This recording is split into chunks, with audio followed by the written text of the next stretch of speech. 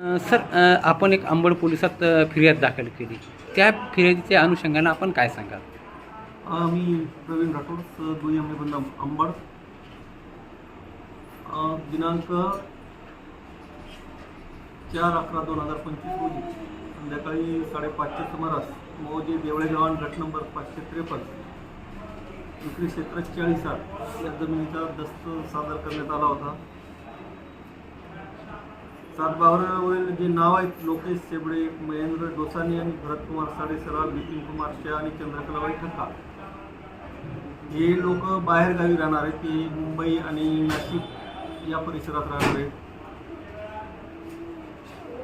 त्यांच्या जमिनीचा बनावट दस्त तयार करण्यात आला आणि त्यांच्या सातबाऱ्यात जे नाव आहेत त्याप्रमाणे त्यांनी आधार कार्ड तयार केले, UID, आणि दस्ताची नोंदणी करण्याचा त्यांनी प्रयत्न केला.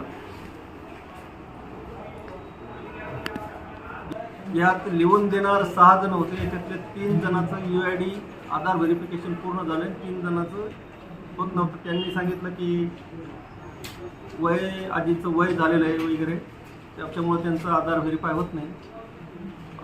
त्याच्यात आणखी थोडी अधिक पडताळणी केली असता त्यांनी औरंगाबाद येथे 38/26/2025 कुलमुक्त्याचा दस्त नोंदणी केला होता, असं आमच्या ऑनलाईन साईटवरून आहे सरिता प्रणालीवरून तो डॉक्युमेंट मी डाउनलोड केला.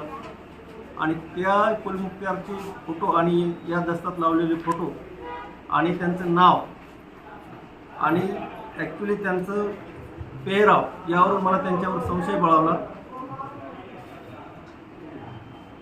संशय बळावल्यानंतर मी दोन्ही दस्ताची पडताळणी केली असता मला ते लक्षात आलं की हे काही बनावटीकरणाचा प्रकार दिसतो.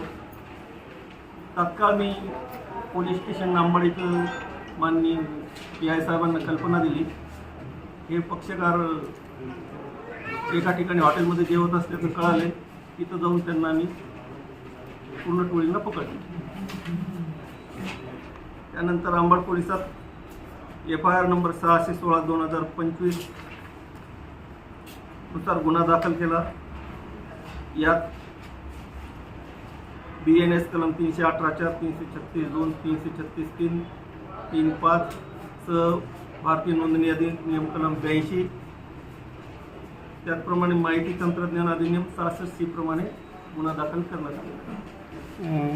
दस्त नोंदणी करण्यासाठी जे आलेले लोक आहेत ते रमेश बाबूराव मेत्रे, किशोर वायसे, दत्तात्रय सावंत, प्रकाश काकडे, लक्ष्मी सावंत, संजय वाऊळ, मिलिंद